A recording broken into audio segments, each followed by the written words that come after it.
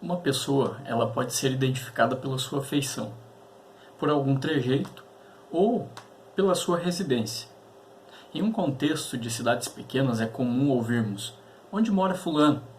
E a pessoa responde: "Em uma casa tal, com um portão assim, que tem um canteiro de rosas na frente." Uma casa, ela fala muito sobre quem são os seus moradores, pois de acordo com a maneira que a pessoa trata o lugar onde mora, provavelmente tratará os demais lugares. Se a pessoa for meio desleixada, no sentido de mal cuidada, porque a pessoa é desleixada mesmo, já podemos ter uma noção de como é a vida dessa pessoa. Lembremos que não significa em ter uma casa luxuosa ou uma casa mais simples, mas sim pelo zelo que seus moradores têm, pois uma casa mais simples não é significado de desleixo, pois ela pode ser muito bem zelada por quem mora nela. A Bíblia utiliza a figura de uma casa para Deus.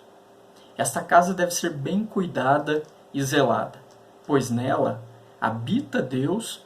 Do contrário, essa mesma casa pode se tornar morada de ídolos e, por consequência, estar mal frequentada.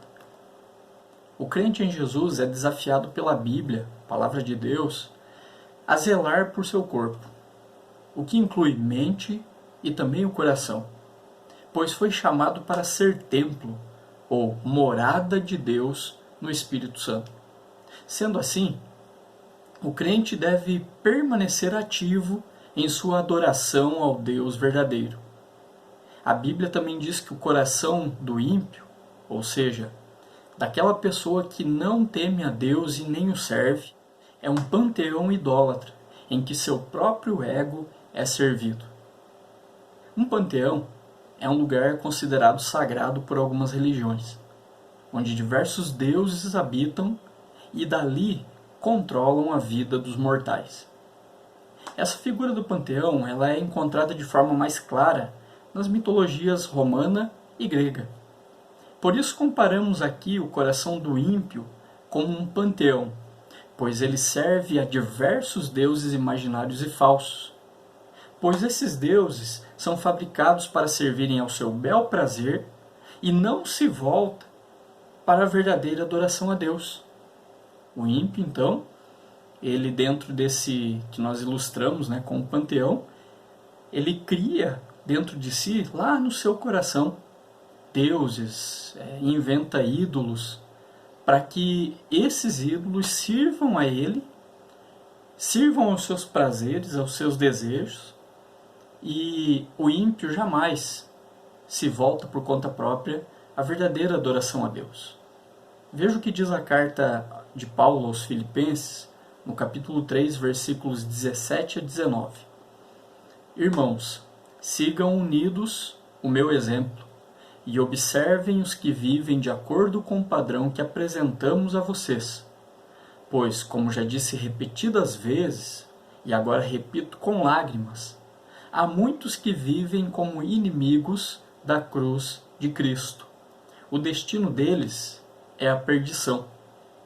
O seu Deus é o estômago. E eles têm o orgulho do que é vergonhoso. Só pensam nas coisas terrenas. Esse texto afirma que o Deus daqueles que não reconhecem Jesus como Salvador é o próprio estômago. Ou seja, eles só pensam neles mesmos e nos prazeres temporais. Os prazeres que eles podem experimentar de forma temporal, de forma não permanente. Diferentemente disso, a vida do crente em Jesus é chamada, na Bíblia, de templo do Espírito Santo. Vejamos o que diz o texto de 1 Coríntios, primeira carta de Paulo, do apóstolo Paulo aos Coríntios, capítulo 6, versículos 19 e 20. 1 Coríntios, capítulo 6, versículos 19 e 20. Acaso não sabem que o corpo de vocês é santuário do Espírito Santo, que habita em vocês, que lhes foi dado por Deus e que vocês não são de vocês mesmos? Vocês foram comprados por alto preço. Portanto, glorifiquem a Deus com o seu próprio corpo. O crente por ter sido regenerado e transformado em templo do Espírito, precisa produzir o fruto do Espírito para evidenciar, em atitudes externas, a transformação interna que Deus realizou nele pela graça. Quando o apóstolo Paulo fala sobre os inimigos da cruz, em Filipenses capítulo 3, ele aponta para a destruição deles, ou seja, este é o destino decretado, pois Deus ordenou que, conforme diz em 2 Coríntios capítulo 11, versículo 15, o fim deles será conforme as suas obras. O apóstolo Paulo, então, afirma isso, revela isso, tanto em Filipenses 3, que há pessoas que são inimigas da cruz de Cristo, diferente dos crentes, que não são, né? E ele fala lá em 2 Coríntios que o fim desse tipo de pessoa, de uma pessoa que vive de forma ímpia, é conforme as obras delas. Esse fim é fruto das suas vidas ímpias e tem como salário para seus pecados aquilo que Romanos 6 vai afirmar que é o salário do pecado, ou seja, a morte.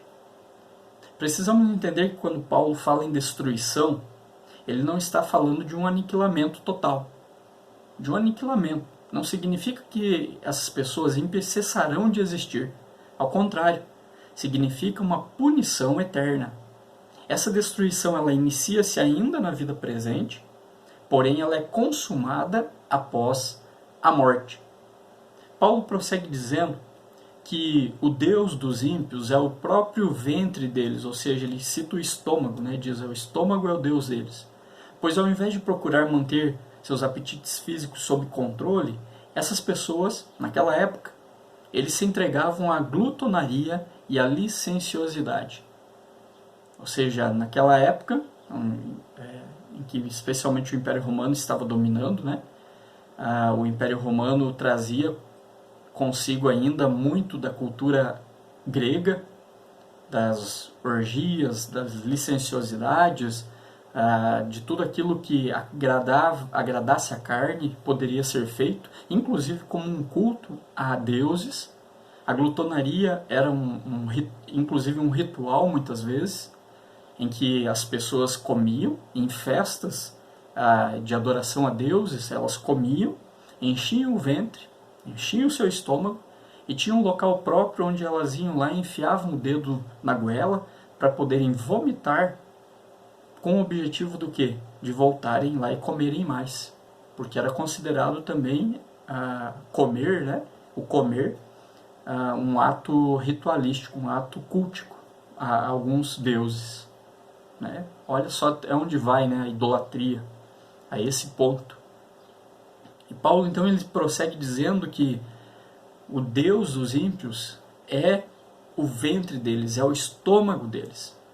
Eles adoravam a sua natureza sensual e a isso eram impelidos, sem dúvida, devido a seus ancestrais, que aquelas pessoas que já tinham vivido naquelas cidades, ali no caso Filipos, uma cidade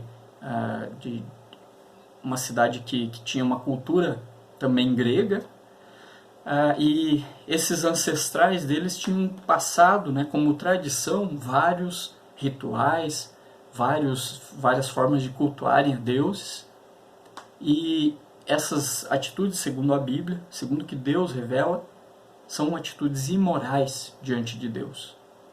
Também aquele ambiente pagão e perverso no qual elas viviam, e lógico que eles que deixavam tal ambiente dessa maneira, porque não é o ambiente, não é o local que vai corromper o coração do ser humano. Pelo contrário, é o coração humano que corrompe qualquer lugar, porque o coração humano, infelizmente, ainda está sob domínio do pecado.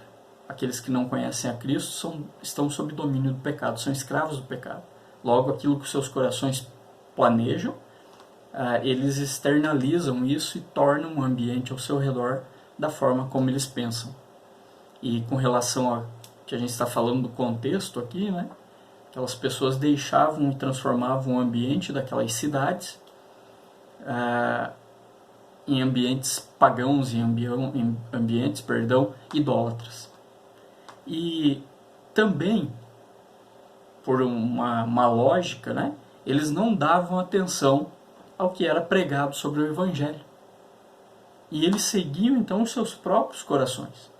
O apóstolo continua no texto dizendo que aquelas pessoas elas eram caracterizadas como sendo pessoas que se gloriavam naquilo que era infame, pois depositavam seu orgulho naquilo de que deveriam se envergonhar.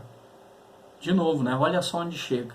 Coisas, atitudes, ações que deveriam envergonhar uma pessoa, essas pessoas diziam que era bom fazer, que era legal fazer, e eles continuavam em seus pecados. Não apenas praticavam, né, os seus maus desígnios, mas se vangloriavam disso. Eram pessoas que só pensavam nas coisas terrenas. Sendo carnais, ou seja, correndo após a carne, eles cogitavam das coisas da carne. Romanos 8,7 diz que a disposição da carne ela é inimizade contra Deus. E essas pessoas eram inimigas, conforme Paulo diz, da cruz de Cristo. O apóstolo Paulo vai tratar desse comportamento também lá em Colossenses capítulo 3, versículos 2 a 8, mostrando que era nessas coisas terrenas que os ímpios punham seu coração, ou seja, depositavam suas vidas a fim de viverem. E que coisas eram essas? A imoralidade, a impureza, as paixões desordenadas, os maus desejos, a avareza, o mau temperamento, a ira, a malícia, a blasfêmia e a conversação torpe. Atitudes essas, todas reprovadas por Deus em sua palavra. E esse havia sido o padrão de vida de muitos daqueles que, agora alcançados por Deus, faziam parte das igrejas da época. Não diferente do contexto atual, onde muitos crentes podem olhar para o que a Bíblia diz, né, como sendo obras da carne, obras ímpias, e podem até dizer assim, num tempo passado eu fazia essas coisas. Mas hoje, pela graça de Deus, eu fui alcançado pelo amor de Deus e conheço a Deus de verdade. Abandonei essas coisas, abandonei todas essas coisas más que Deus reprova. Deus, então, libertou pessoas desse tipo de padrão ímpio e os tornou seus filhos e filhas, e Ele, por sua misericórdia e amor, ainda continua fazendo isso. Talvez você que está me assistindo, infelizmente ainda viva em um padrão ímpio de vida, com imoralidade, impureza, paixões desordenadas, seguindo o que o seu coração diz ou aponta, mas ainda há tempo de arrependimento e de uma volta para Deus por meio de Jesus. Volte-se para Deus.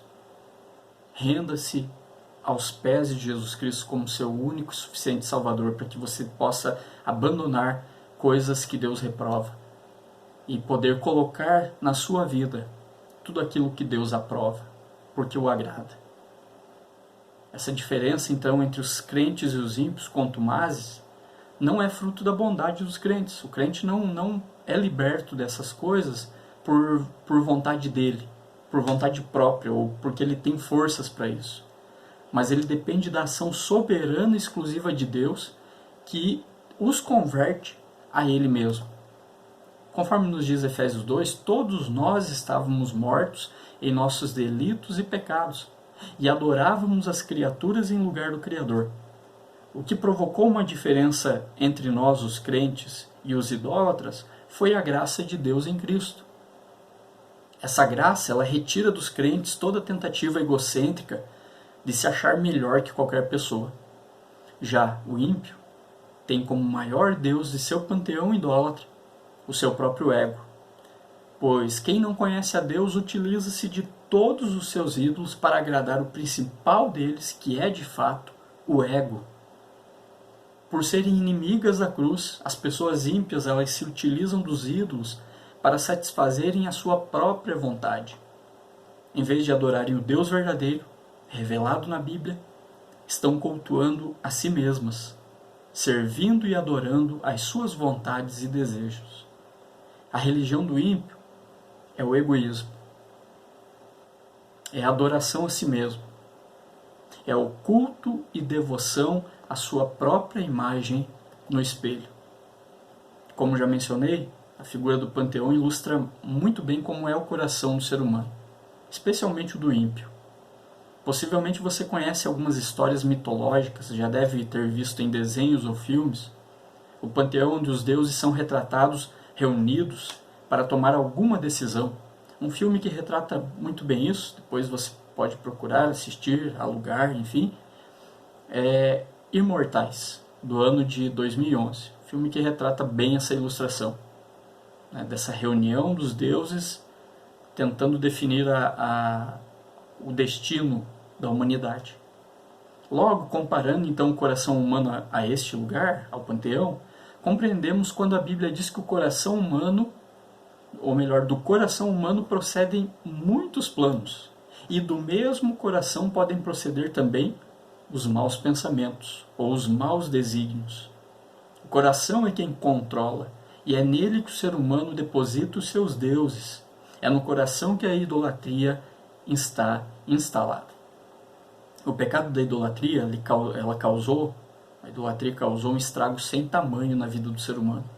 A Bíblia nos ensina que somente Deus requer a exclusividade da adoração humana. Mas a idolatria, ela tenta usurpar a glória de Deus. O ser humano, por ser religioso na sua natureza, está hoje em um estado deplorável, ou seja, morto para Deus e vivo para adorar falsos deuses. Infelizmente, o pecado da idolatria causou tudo isso, né, no coração humano. O afastamento da adoração a Deus e aproximou o ser humano de uma adoração falsa.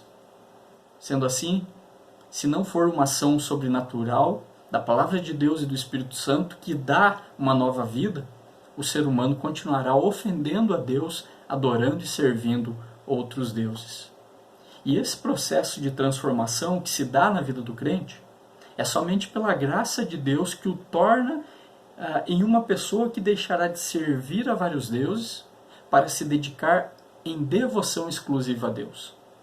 Essa diferença drástica que há entre alguém que já foi transformado pelo Espírito Santo e pela palavra de Deus e que dessa forma está agora vivo para adorar a Deus, e alguém que está morto espiritualmente adorando outros deuses, é um trabalhar de Deus por misericórdia na vida daquele. Na vida da pessoa que foi alcançada pela sua graça. É pelo trabalhar misericordioso de Deus que existe então essa diferença entre uma pessoa ter condições de adorar verdadeiramente a Deus e uma que não adora a Deus, que busca deuses falsos. Essa diferença, que é a graça e a misericórdia divinas que alcançam os crentes e concedem a eles o poder para buscar e agradar a Deus. Os crentes, em sua natureza humana, são incapazes de adorar a Deus por conta própria. Então é necessário que Deus intervenha com a sua graça a fim de capacitá-los para a adoração. Conforme diz a carta de 1 Coríntios, capítulo 10, versículo 12, diz assim, é um alerta, para aqueles que são crentes. Assim, aquele que julga estar firme, cuide-se para que não caia. Esse texto afirma que até mesmo aqueles que hoje crentes devem tomar cuidado para não caírem em pecados e suas práticas, e a idolatria está incluída. Imaginemos uma sala de reunião cheia de deuses. Todos eles têm um lugar de destaque nessa sala. Cada um é responsável por alguma área da realidade ao nosso redor. Todos esses deuses, dessa nossa ilustração, eles gozam de um certo prestígio, porque determinam boa parte do destino das pessoas. Mas ali, naquela sala, há um trono especial. Ele é maior e mais imponente do que todos os outros, o que nos revela algo importante. Quem senta lá é o chefão, está no comando. O dono desse trono com certeza tem a palavra final e de alguma maneira faz com que todos os outros deuses ali o sirvam para atingir seus propósitos. Pensando nessa analogia, como sendo algo que acontece no coração de uma pessoa ímpia, o dono desse trono tem um nome, o ego. A idolatria humana leva o ímpio a adorar a si mesmo que utilizando-se de ídolos coadjuvantes e serviçais para este fim. As pessoas que não conhecem a Deus, em última instância, estão cultuando a si mesmas. Veja o que diz Romanos, carta aos Romanos, capítulo 1, versículos 21 a 23. Porque tendo conhecido a Deus, não glorificaram como Deus, nem lhe renderam graças, mas os seus pensamentos tornaram-se fúteis e o coração insensato deles obscureceu-se. Dizendo-se sábios, tornaram-se loucos, e trocaram a glória do Deus imortal por imagens feitas segundo a semelhança do homem mortal, bem como de pássaros, quadrúpedes e répteis. O fato é que os ímpios se utilizam dos ídolos para satisfazerem suas próprias vontades, pois, se consigo controlar um Deus, posso fazê-lo meu serviçal, e este Deus precisa concordar com tudo o que eu quero e o que eu faço. Dinheiro, poder, sexo e tantas outras coisas que refletem os vícios humanos não são um fim em si mesmo, mas meios para que as pessoas tenham sua alma satisfeita, para alimentarem o ego. Veja o que diz o salmista no Salmo 14, versículo 1 e no Salmo 10, versículo 4. Uma junção desses dois versículos, desses dois salmos e dois versículos. Diz o insensato em seu coração, não há Deus. Corrompem-se e praticam a abominação. Já não há quem faça o bem. O ateísmo prático dos homens é justificado porque eles amam o pecado. Por isso, para eles, é desejável, conforme diz o Salmo, que Deus não exista. Mas essa negação ocorre não por desejarem não adorar ninguém ou por terem aversão à religião, mas porque no lugar do Deus verdadeiro estão cultuando a si mesmos, servindo e adorando as suas vontades e desejos. Em contraste com o ímpio, que vive para si mesmo, como um panteão habitado por ídolos, o crente é habitado pelo Espírito Santo para servir somente a Deus. Efésios capítulo 2, 22 diz: estáis sendo edificados para a habitação de Deus no Espírito. A imagem comum no Novo Testamento para a igreja é de que os crentes são o santuário de Deus. O santuário de Deus. O lugar de morada de Deus. A casa de Deus. Conforme diz também em 1 Coríntios capítulo 3, versículo 16. Vocês não sabem que são o santuário de Deus e que o Espírito de Deus habita em vocês? O fato de os crentes pertencerem a Deus através do Espírito traz a eles uma nova realidade, a saber, agora não são mais senhores de suas próprias vidas, passaram a ser governados pelo soberano Deus. Antes, os crentes eram escravos de suas paixões e se utilizavam de ídolos de seus corações. Mas quando passaram pela conversão, deixaram de servir a esses ídolos para realizar a vontade de Deus somente.